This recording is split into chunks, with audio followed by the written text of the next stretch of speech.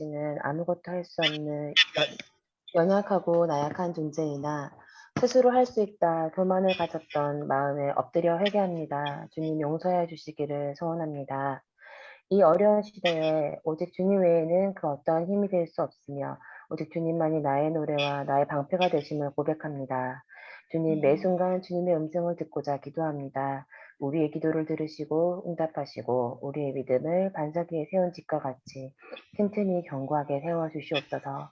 오늘 이 시간 주님의 임재를 가득 체험하는 시간이 되게 하여 주시고 이 예배의 주인 되시기를 간절히 원하고 바라고 기도합니다. 예수님의 아멘. 이름으로 기도드립니다. 아멘. 아멘. 오늘 저희가 같이 할 찬양은 시편 40편 하나님의 음성을이라는 찬양인데요. 이렇게 말씀하시잖아요. 목사님들도 그렇고 모든 분들이 하나님의 음성을 잘 들어야 된다. 또 주님이 말씀하신 대로 가야 된다. 근데 너무 많이 듣는 말이고 정말 우리가 꼭 그렇게 해야 하는 것이면 정말 틀림이 없는 것 같아요. 그런데 사실 저는 아직 그 음성을 어떻게 들어야 되는지 잘 모르겠어요. 내 귀에 들리지가 않고 이렇게 생각으로도 말씀하시는 것 같고 또 마음으로도 마음을 주시는 것 같고 근데 어 어쨌든 우리가 항상 주님을 찾고 또 주님 안에서 기뻐하고 또 예수 그리스도의 구원을 십자가 못 박혀 돌아가시고 사흘 만에 우리의 구원을 위하여서 다시 살아나신 그 부활의 약속을 믿는 것이 또 그것을 고백하면서 기다리는 것이 또 하나님의 음성을 듣는 또 하나의 방법이 아닌가 또 생각을 해보게 됩니다. 오늘 이 시간에 우리 하나님의 음성을 함께 찬양 드리겠습니다.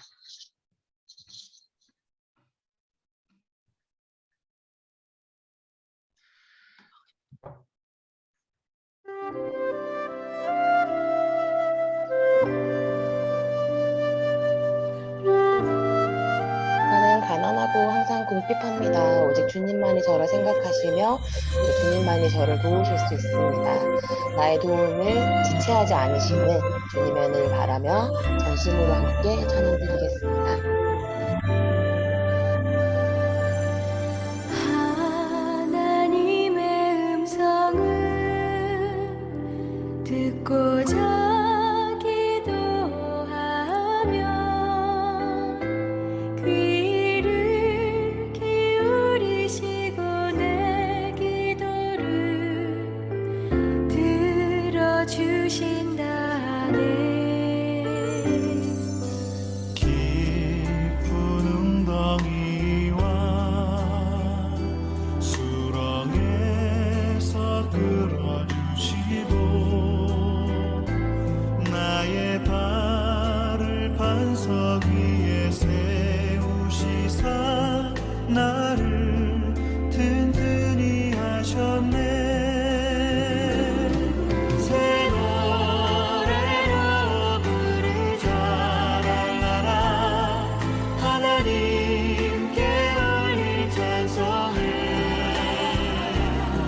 새 노래로 부르자 하나님 사랑을.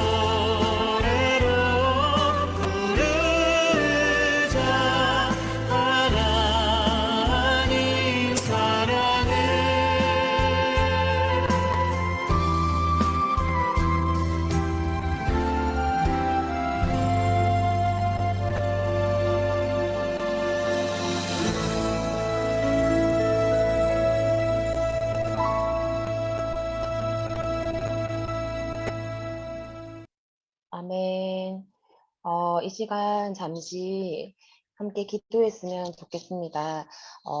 우리가 이렇게 봉쇄가 되어서 오랜 시간 동안 또 우리 함께 집안에서 머물고 있는데 그래도 안전하게 지켜주심에 감사를 드리고 또 앞으로 어떻게 인도하실지 알 수가 없지만 주님께서 언제나 지켜주시고 오직 주님만이 나를 깊은 수렁에서 건지시리심을 고백하고 또 이 시기를 속히 하나님께서 해결하여 주시기를 또 우리 교회 문이 열리기를 또 미국에 계시는 목사님 또 건강하게 잘 계시다가 하노이로 무사히 복귀하실 수 있으시기를 또 우리 모두 건강을 지켜주시기를 각자 개인 잠시 기도드리고 기도드리겠습니다.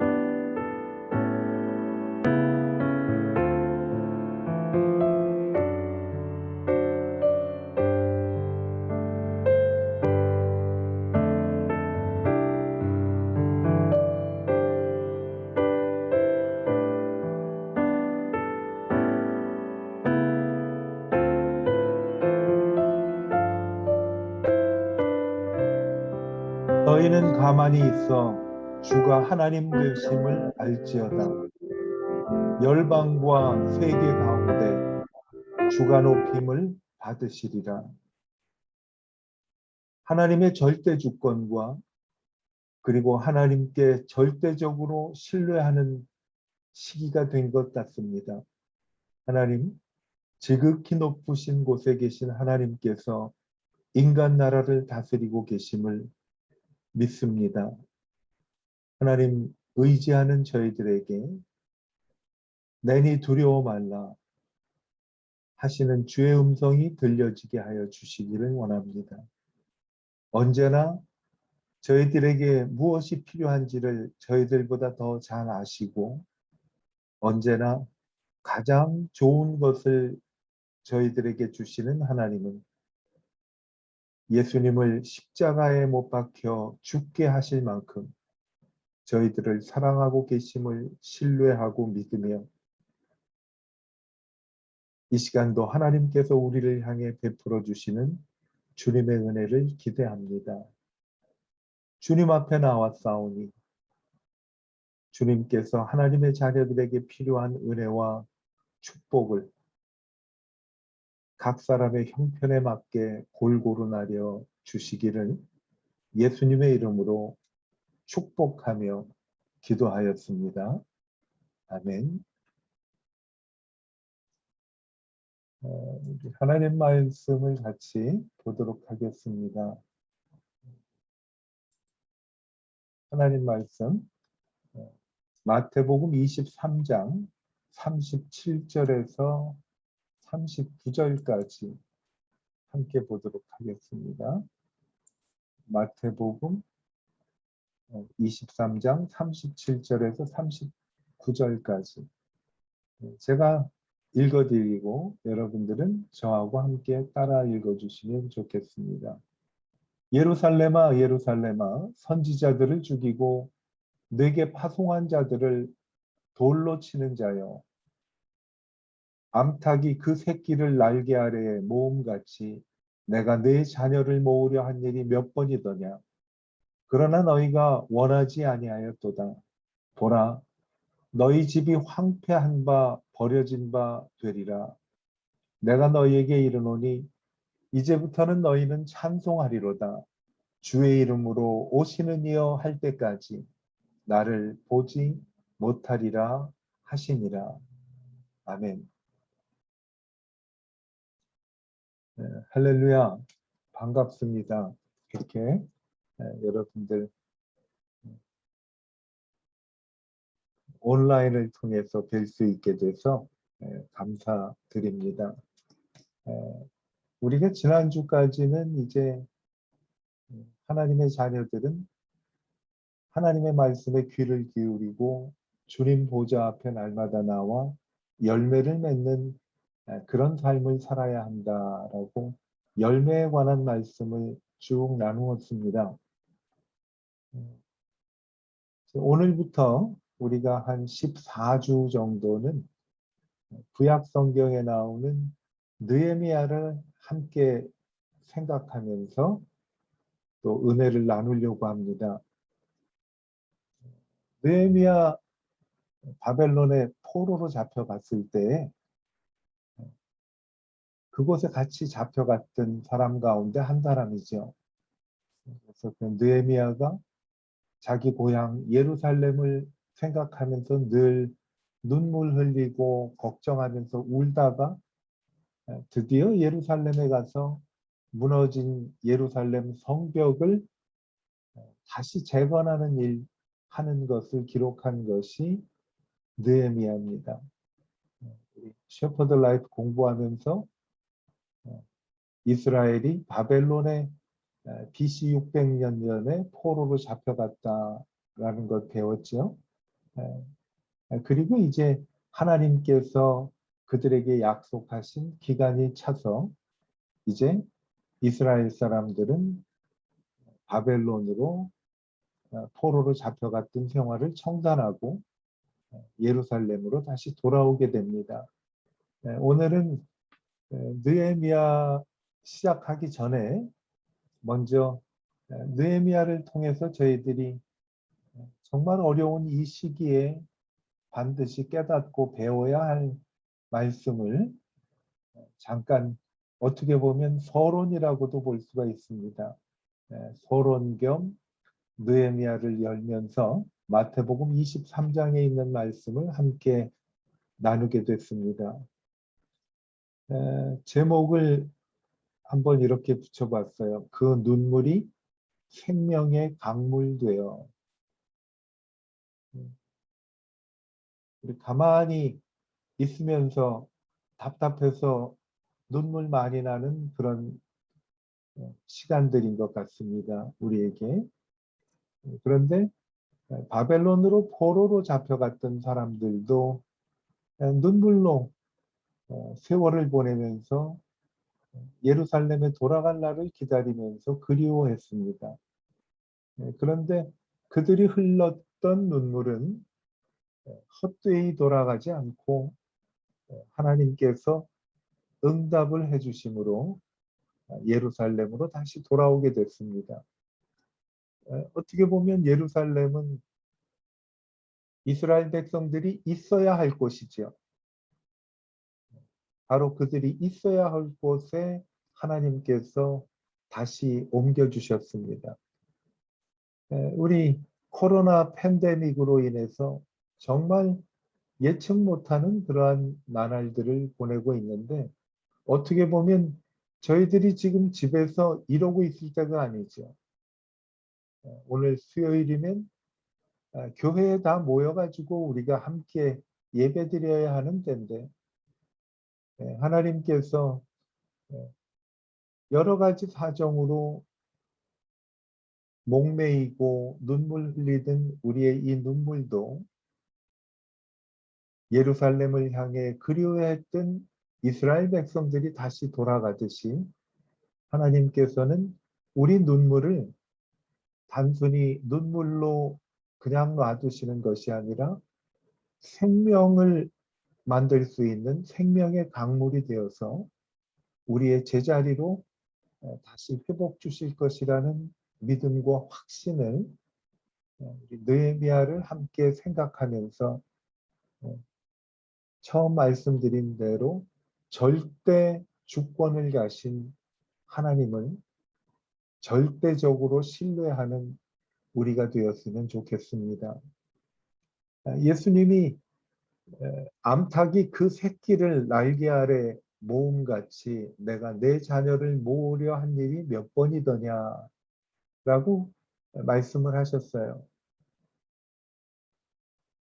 예수님은 우리를 암탉의 새끼라고 여겨주시면서 암탉이 새끼를 품듯이라는 표현을 하십니다. 예수님은 우리를 오늘은 어머니와 같은 심정으로 다독여주고 계신 것 같아요.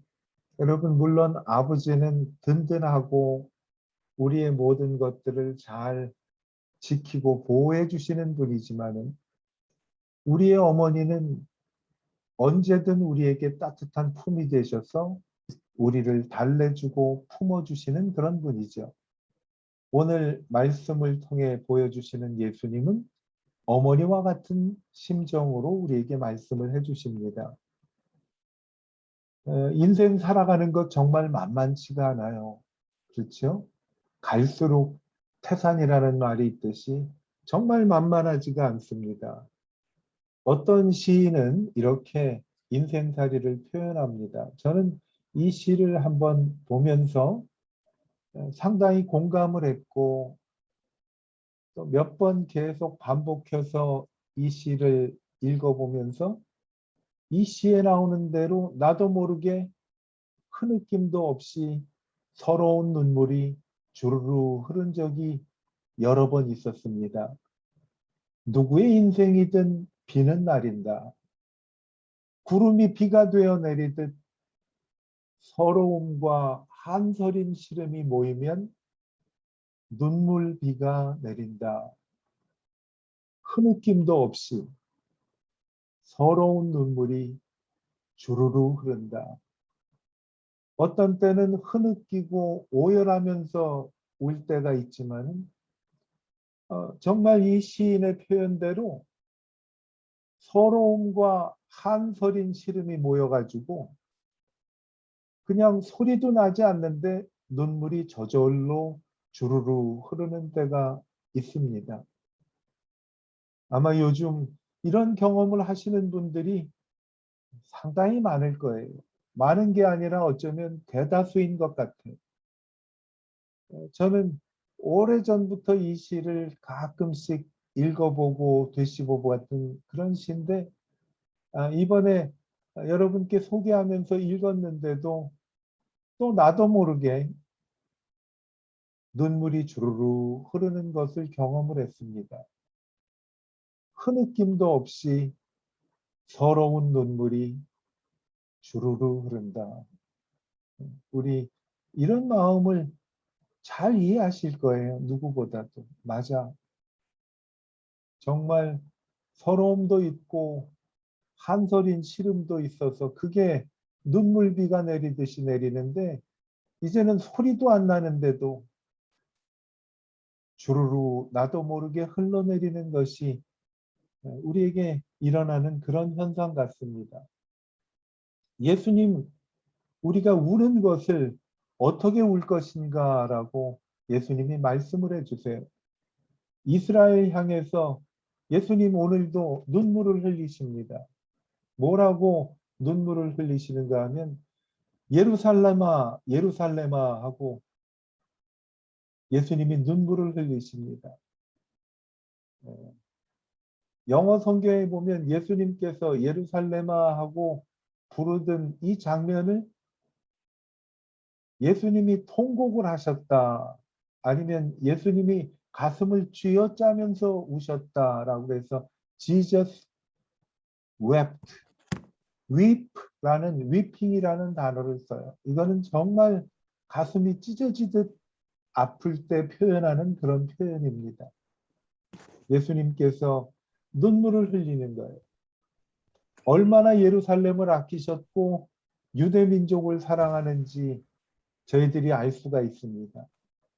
여러분, 예수님 눈물은 어떤 눈물인가 하면요. 아까처럼 시에 나오는 한서린 눈물, 가슴 아픈 눈물보다는 모든 사람을 구원하시고자 하는 어머니의 눈물이에요. 모든 사람을 구원하자 하는 어머니의 눈물. 여러분, 어머니 눈물은요, 자식을 절대 포기하지 않는 눈물입니다.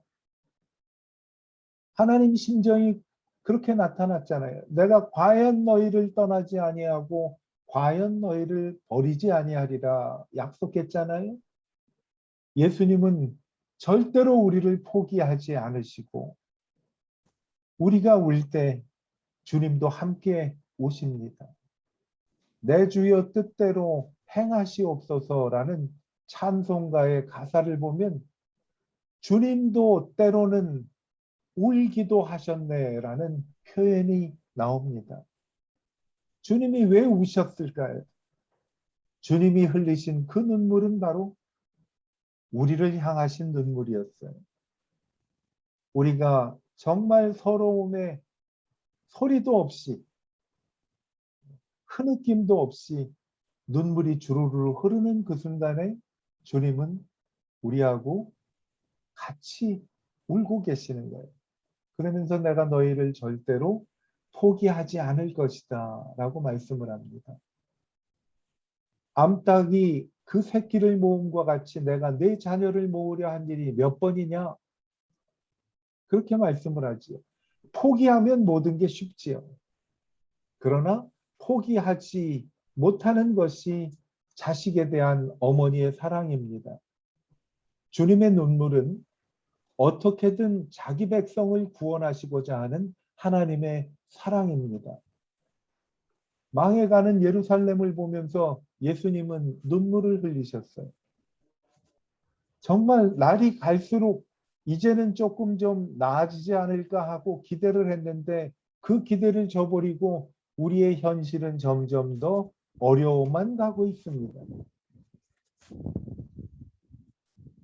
우리가 어려워할 때 예수님께서는 우리를 보시면서 예루살렘을 향해 흘리셨던 눈물을 예수님은 같이 흘리시면서 어떻게든 우리를 구원하시려고 예수님께서는 우리를 향해서 마음을 모으고 계십니다.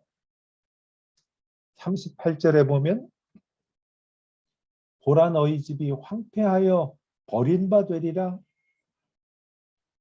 예수님은 지금 예수님의 혈육인 이스라엘 백성들이 망해져 간다는 것을 너무 가슴 아프게 생각하신 거예요.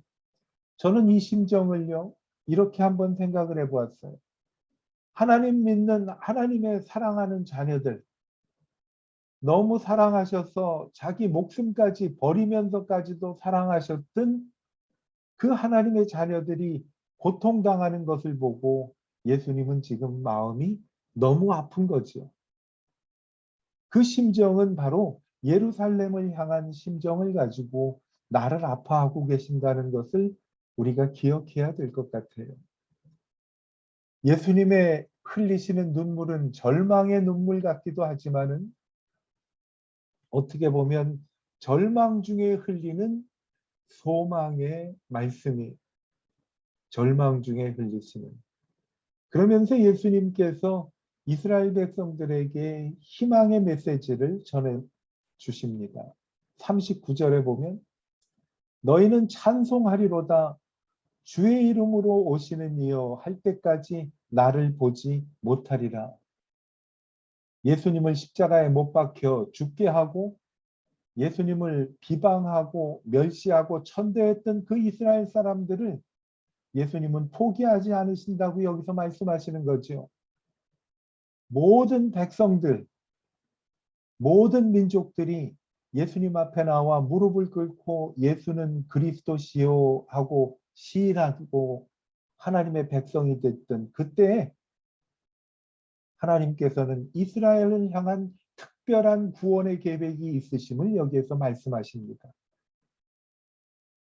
이제부터 너희들이 나를 보지 못하지만 주의 이름으로 오시는 이여 할 때까지 나를 보지 못하지만 그것으로 끝이 아니라 예수님은 반드시 그들을 구원해 주시겠다라는 약속입니다.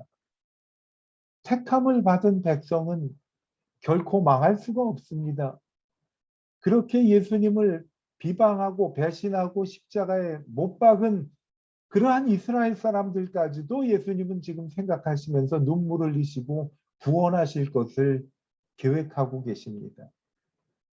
하물며 주님을 사랑하는 여러분들, 주님께 나와서 예배하기를 간절히 사모하고 나도 모르게 주님 앞에서 흐느낌도 없이 서러운 눈물을 주르르 흐르는 우리를 예수님은 이 시간 지켜보고 계신다라고 말씀을 하십니다. 오늘 말씀의 제목처럼 우리의 눈물은요, 분명히 생명의 강물이 되어서 바뀌어질 것이라고 말씀해 주십니다. 이스라엘도 저주를 받고 황폐케 되지만은 마지막 때에는 이스라엘도 예수님을 그리스도로 영접하고 하나님을 찬송하는 소망을 안고 주님은 그 소망을 바라보시면서 우시는 거예요. 주님이 흘리시는 그 눈물은 원통하고 가슴 아프고 절망스러운 눈물이 아니라 이러한 사람들도 하나님은 구원하실 것이다라는 구원의 소망의 눈물을 흘리신 것입니다. 여러분, 우리가 흘리는 이 눈물, 그냥 현실이 암담해서 힘들어서 흘리는 눈물만 되어서는 안 되겠습니다. 주님이 흘리신 그 눈물처럼 우리의 눈물이 소망의 눈물이 되었으면 좋겠습니다.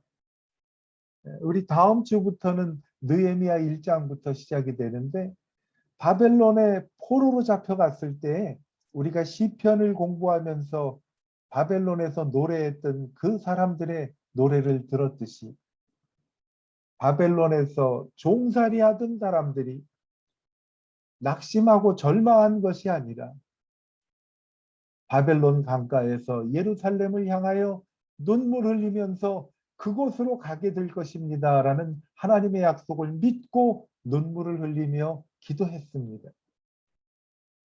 여러분, 오늘의 우리의 눈물은 절망의 눈물이 아닙니다.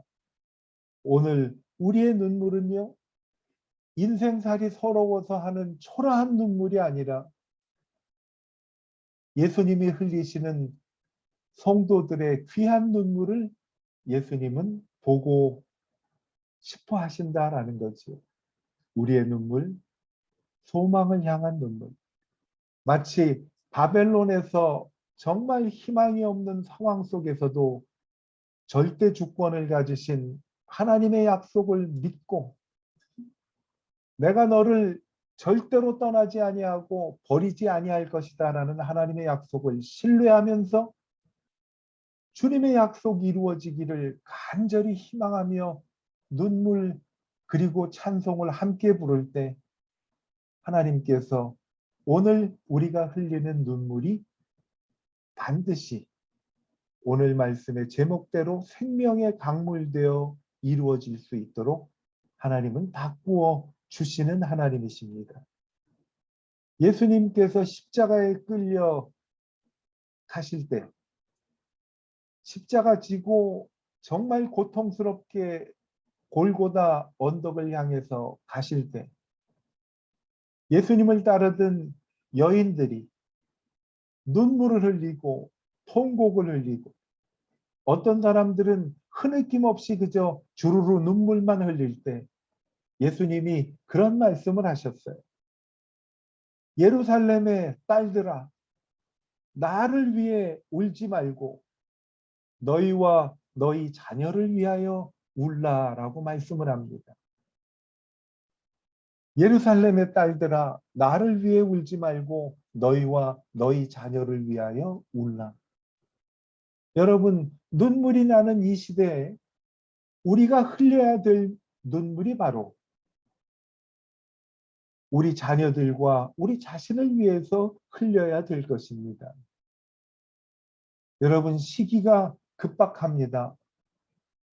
어떻게 낭망적인 낙심된 말들을 많이 하시는 분들은 이러다 세상이 곧 종말이 오지 않을까요? 그런 말을 하는 분들도 있습니다. 여러분, 종말이 오면 어떻습니까? 예수 믿는 사람들은 종말이 오면 기억하십니까? 주께서 호령과 나팔 소리로 이 세상에 임하실 때 이 땅에 있는 하나님의 백성들 그리고 예수를 믿고 먼저 하나님 나라로 가고 육신이 무덤에 파묻혀 있는 사람들이 무덤이 열리고 하늘로 다 오르게 된다고 하지 않았습니까? 우리 그런 찬송 부르잖아요. 하나님의 나팔 소리 천지진동할 때, 나팔 불 때 나의 이름 부르면서 주님 앞에 찬송한다고 하지 않습니까? 종말이 오면 어떻습니까? 우리가 기다리는 종말 아닙니까? 그러면 이 종말이라고 생각하는 이 위기 때 우리가 해야 할 일은 뭔가 하면 예수님 말씀하신 대로 우리 자신과 우리 자녀들을 위해서 울어야 합니다. 이 눈물은 뭘까요? 아직도 예수 그리스도를 구주로 영접하지 못한 사람들을 위해 울어야 합니다. 아직도 세상의 것이 여전히 좋아서 하나님 예배하는 것들을 잊고 사는 사람들을 위해서 울어야 합니다. 교회를 위해서 울어야 하고 나라를 위해서 울어야 하고요. 내가 용서하지 못한 사람들을 용서할 수 있게 해달라고 울어야 하고요. 내 기도가 필요한 사람들을 위해 중보 기도하면서 눈물을 흘리고요. 그렇게 흘릴 때 우리의 눈물은 생명의 강물이 된다는 거지요.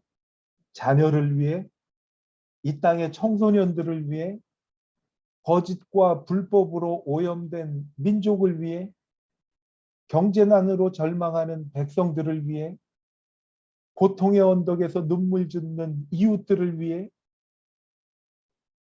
주의 심장을 가지고 눈물을 흘려야 할 때입니다.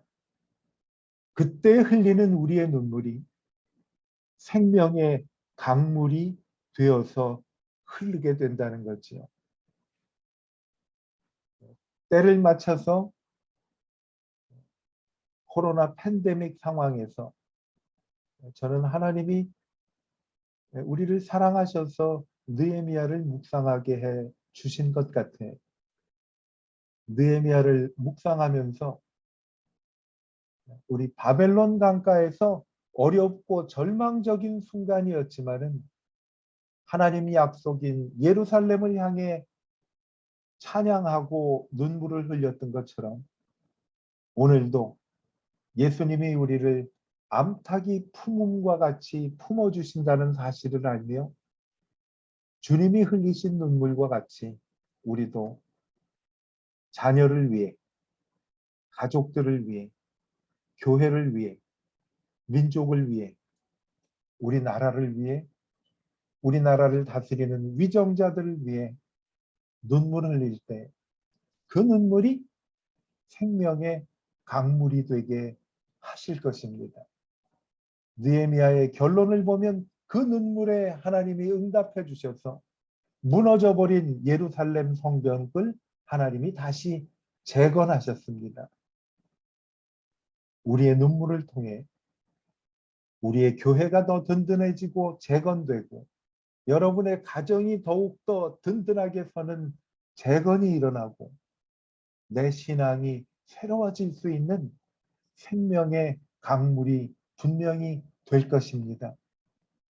우리 느헤미야를 기대하면서 우리의 눈물이 생명의 강물 되듯 하나님 앞에 정말 절대 주권자이신 하나님을 절대적으로 신뢰하는 오히려 팬데믹이 우리에게는 주님과 더욱 가까워지는 축복의 시간들이 될 줄로 믿습니다.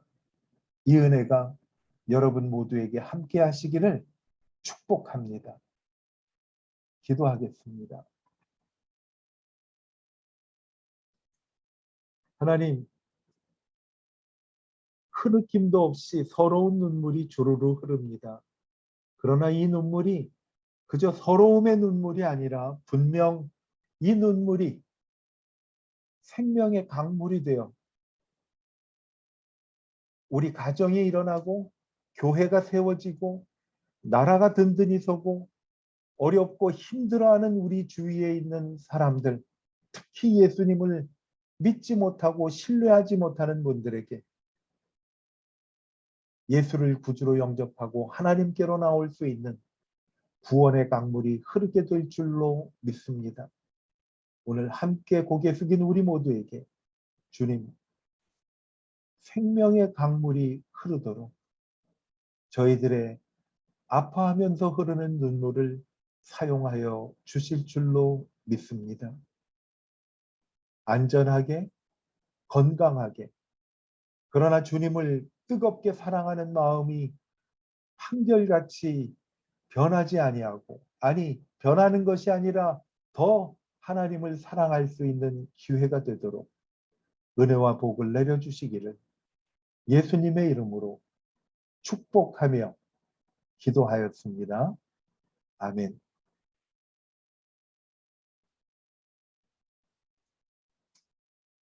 여러분 다음 주부터 말씀드린 대로 느헤미야를 시작합니다. 그래서 느헤미야를 13장까지 있거든요. 한번 쭉 처음에는 그저 우리 통독을 하는 형식으로 읽고, 그렇게 한번 읽으시고 1장은 정독을 한번 해가지고 오시면은 이해하시는데 훨씬 도움이 되실 것입니다. 멀리 있지만 늘 생각하고 기도하고, 또 여러분 염려할 때는 저도 염려하고 기도하고 있습니다. 좋은 시간에 다시 만나게 되기를 바라겠습니다. 우리 주일 예배 때 다시 만나도록 하겠습니다. 뭐 광고 있어요, 목사님? 특별한 거 없습니다. 그럼 이걸로 끝나는 겁니까? 네. 그래요. 그러면 여러분들 좋은 하루 되시고요. 그다음에 또 만나겠습니다. 우리 집사님 찬양 좋은 거 골라주셔서 감사합니다. 감사합니다. 네. 감사합니다. 수고하셨습니다. 되세요. 주일날 네. 뵙겠습니다. 네, 평안하세요. 예, 감사합니다. 좋은 하루 보내세요. 주일날 뵙겠습니다. 네. 감사합니다. 감사합니다.